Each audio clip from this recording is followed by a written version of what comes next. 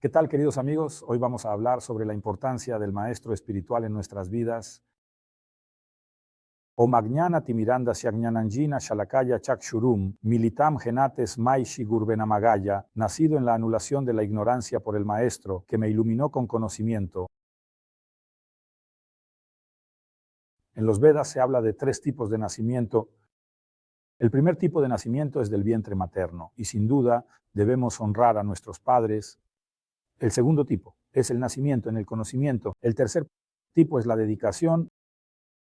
En esencia, todos los tipos de nacimiento están relacionados con el hecho de que adquirimos una nueva vida, habilidades, perspectivas y percepciones. El conocimiento es extremadamente importante. Sin escuela, conocimiento o educación, una persona es solo un animal. Sin educación, el hombre es solo un animal. Recordamos cómo Mowgli cae en una manada de lobos y, sin embargo, incluso los lobos le enseñan cómo vivir en la jungla sin ley. Y realmente lo son. Ha habido historias en la sociedad sobre cómo ciertos seres humanoides eran encontrados en la jungla y se comportaban completamente como animales sin poder adaptarse a la vida entre los humanos. Por lo tanto, es evidente que una persona se convierte en un ser humano cuando pasa por la educación. Y la educación no es solo la cantidad de conocimiento, es la cosmovisión que se establece desde la infancia. Por lo tanto, se puede decir que en nuestro sistema ateísta soviético en el que fuimos educados o en este sistema poscapitalista somos en cierta medida personas dañadas porque, porque la educación que hemos recibido y estamos recibiendo es solo una parte de la educación material que es en parte un proceso no competitivo. A menudo anulan o esta o aquella doctrina global. Por ejemplo, todos nosotros fuimos educados como aquellos que vivieron en la Unión Soviética, como éramos unos comunistas fervientes y en algún momento nos dijeron que tanto Stalin como Brezhnev estaban equivocados y que en realidad todo era diferente y que en general todos estábamos yendo en la dirección equivocada. Y parece que todos fueron enviados allí, pero nuevamente resulta que vamos allí, pero no exactamente a donde debemos ir y no del todo juntos. Y en realidad todo es diferente. Así que no es que no confíe en la educación materialista, simplemente entendería que la educación materialista es solo una parte y en gran parte el objetivo y la tarea de la educación materialista es programar a una persona servicial. Por ejemplo, nadie nos enseña desde pequeños sobre educación financiera, inversiones, aunque es una parte importante de la vida humana, tenemos que aprender por nuestra cuenta. O, por ejemplo, nadie nos enseña los principios de la Ayurveda, salud, aunque es una parte integral de la vida humana, como mantener una vida saludable, psíquico, mental, físico. Pero eso no significa que no haya clases de educación física. Nadie nos enseña los principios internos y profundos. Aunque todos los oligarcas practican yoga, llevan una alimentación saludable, los funcionarios escriben en sus blogs, en sus calendarios, que debo ser financieramente competente, que debo dominar esto y aquello, pero a la gente, como se dice, al plebeyo se le da un conocimiento completamente diferente. Sé un buen carretero, sé un buen ejecutor, sé un buen guerrero, muere por así decirlo. Como uno moriremos en la lucha por esto, por lo que no está claro, pero el conocimiento principal no se le da a la persona. Y en la sociedad védica también había diferentes tipos de conocimiento, es decir, no todos los conocimientos eran profundos, sagrados, algunos conocimientos eran bastante prácticos, pero todos estaban basados en una comprensión profunda y sagrada del mundo, del cosmos y del alma. Por lo tanto, en esencia, cuando hablamos de los Vedas, ¿qué son los Vedas? Este conocimiento, todas estas sistemas de conocimiento están construidos sobre el principio de que la materia y el espíritu son como el espíritu de la conciencia que actúa en el mundo de la materia. Y hay formas de conocimiento muy prácticas, como la matemática, la geometría, la medicina, la filosofía, la gramática y así sucesivamente. También hay formas de conocimiento muy sutiles, como el conocimiento del alma, el conocimiento de Dios, pero todo esto está interconectado y todo proviene de una comprensión integral. Por supuesto, los Vedas también se dividieron en diferentes formas de conocimiento y diferentes sabios los enseñaron. Al final, alguna parte de los sabios estaba más inclinada, digamos así, al materialismo védico, es decir, a un estudio más profundo del mundo de la materia, de cómo interactúa, mientras que otra forma de conocimiento estaba más inclinada a la comprensión de la naturaleza del alma y de Dios. Sin embargo, todo este conocimiento no es mutuamente excluyente, más bien pueden ser complementarios. Había grupos de sabios que se proponían alcanzar la bhakti, el amor divino supremo. Había sabios que avanzaban a través del yoga, el jnana y otros sistemas de conocimiento poco a poco, paso a paso, y tal vez se centraban más en ciertas etapas, profundizándose en alguna etapa, pero aún así el conocimiento védico es un conocimiento bastante integral. ¿Qué no se puede decir sobre el sistema de conocimientos moderno? Bueno, el ejemplo es muy simple. Física, las sustancias implican procesos químicos. Los enfoques son similares. El conocimiento védico es integral sobre el alma. De este conocimiento surge la comprensión de las energías material y espiritual. Y cuando hablamos del conocimiento védico, es un conocimiento integral, un conocimiento sobre el alma en primer lugar. Comprenderse como un alma espiritual eterna lleva a entender la energía material y espiritual, la jerarquía de ambos mundos. Y la actividad del alma para alcanzar el espíritu y actuar en el mundo material, la actividad del alma para alcanzar el espíritu y cómo debe actuar en el mundo material, y así sucesivamente. Todo esto se transmite a través de la conciencia. Hay que entender que no se trata de una obtención a priorística de información al leer ciertos textos, memorización de textos, tablas, porque las Vedas dicen que hay yo, hay información, hay vijnana, experiencia. Y cuando hablamos de la práctica espiritual es la transformación del conocimiento espiritual, de la información, en una experiencia espiritual. Esto ocurre a través de la conciencia de un maestro espiritual. La conciencia de las personas espirituales es como agua pura y nuestra conciencia es como agua sucia, se puede decir que está contaminada. Y cuando estas dos aguas se encuentran ocurre una lenta cristalización. Poco a poco la suciedad se asienta y gradualmente lo que es puro, lo que es perfecto, sube a la superficie. Y de esta manera una persona, al adquirir conocimiento espiritual, poco a poco, paso a paso, obtiene una nueva visión, una nueva percepción de la realidad. Y luego comienza a practicar yoga. El yoga es conexión. Bueno, ¿y qué? Que Dios existe. ¿Y luego qué?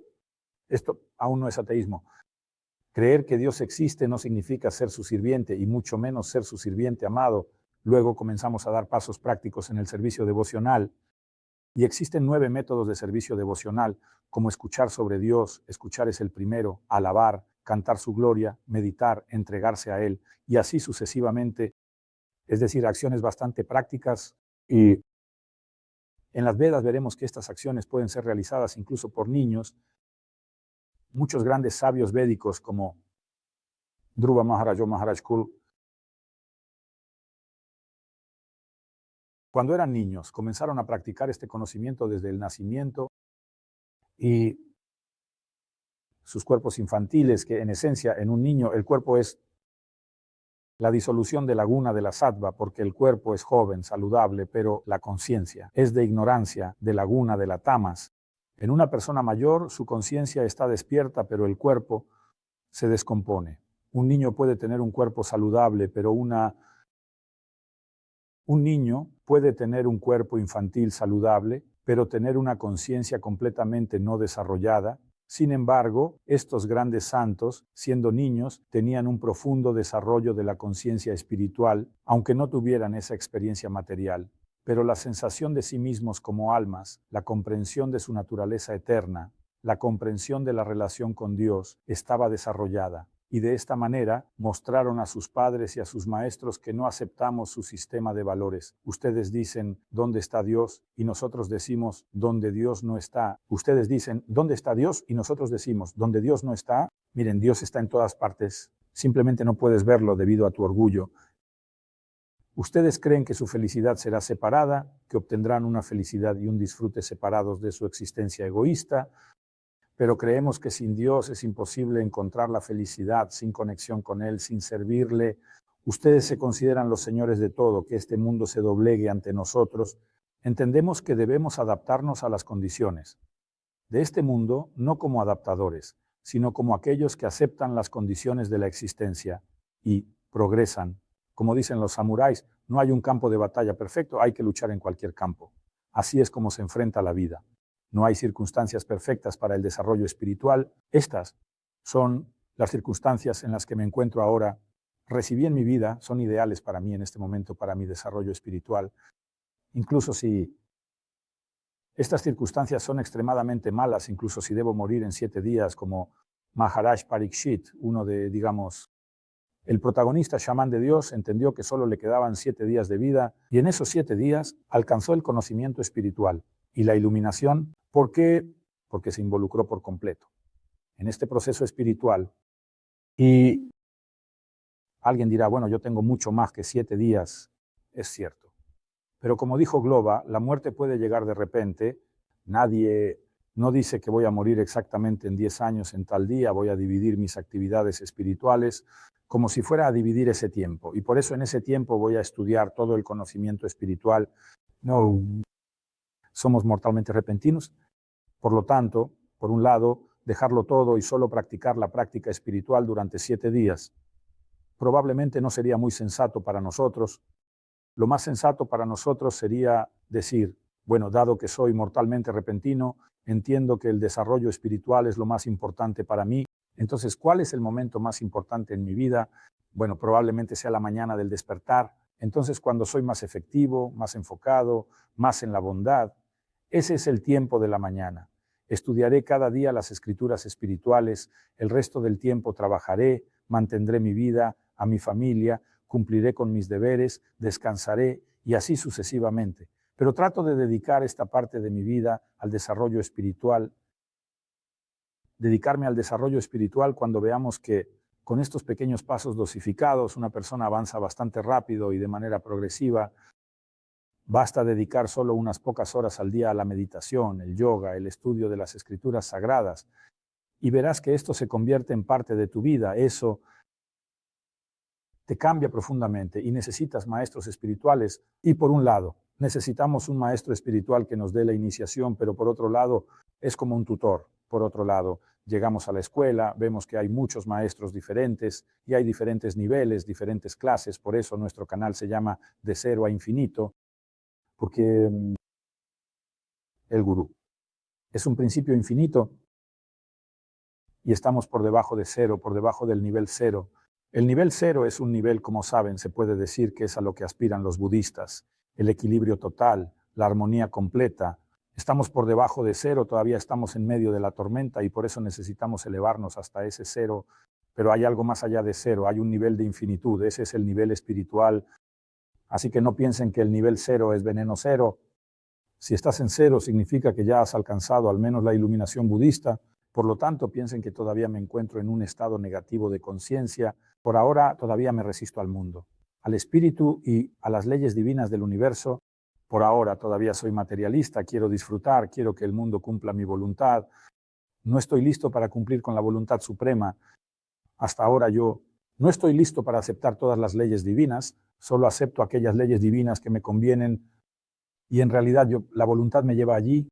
Tengo un diploma en psicología, así que ya entiendo claramente cómo funciona la psicología de la conciencia de las personas, pero todo esto es una ilusión porque no se trata en absoluto de nuestro conocimiento mental, se trata de nuestra experiencia de la verdad y en realidad veremos que las personas no actúan según lo que saben, sino según lo que experimentan, lo que sienten. Veremos que todos nosotros estamos controlados por sensaciones, experiencias que por lo general son bastante bajas, animales o primitivos. Pero si tomamos a los grandes yogis y sabios, en las escrituras se contará que estas personas experimentan la verdad, experimentan la iluminación. ¿Y cómo es que no podemos entenderlo? Porque lo que ellos dicen, eso lleva su energía, pero ¿cómo se relaciona eso con nuestra conciencia inferior? A veces es información, a veces aceptamos algo en los Vedas y otras veces no podemos aceptarlo. Muy a menudo las personas, especialmente si las mujeres dicen, no puedo entender cómo Ramachandra pudo desterrar a su fiel esposa, eso no lo puedo entender, porque ellos lo proyectan sobre sí mismos, pero no entienden que no son Ramachandra ni Sita, sino simplemente personas comunes. Para ellos el mundo es completamente diferente al de Ramachandra y Sita. Entonces ellos dicen, ¿y para qué sirve esta historia? En el mundo material no hallamos amor. El amor está en el mundo espiritual con Dios y sus devotos. Aceptamos cosas por ego.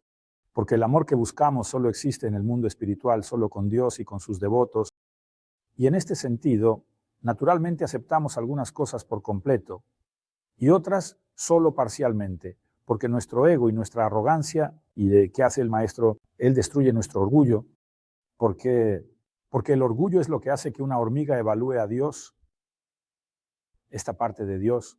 Aquí acepto a Dios, porque lo veo, pero la rodilla ya no la veo. Y por eso yo acepto que Dios existe, esa es la pierna. Pero Dios es un ser integral y solo podemos aceptarlo de manera integral, es decir, no podemos aceptarlo parcialmente. Aceptamos parcialmente sus leyes, aceptamos parcialmente su existencia, pero también rechazamos parcialmente porque tenemos nuestro propio punto de vista, porque Él nos dio un punto de vista. Esto se llama orgullo, ¿sí? Por un lado, por otro lado, no podemos ser hipócritas porque no hemos aceptado a Dios por completo y en su totalidad. No podemos contenerlo dentro de nosotros y por lo tanto, ¿cuál es el principio? Cuanto más ampliamos el recipiente de nuestra conciencia, más Dios más influye, nos inyecta conocimientos espirituales. Este proceso ocurre a través del Shavana, en el Kirtan. Es un proceso bastante lento y gradual. Y por eso, en la próxima conversación, hablaremos sobre cómo sucede esto, cómo se da nuestro crecimiento espiritual. Y nos referiremos al verso del grupo de los Gosvamis, Adoshata,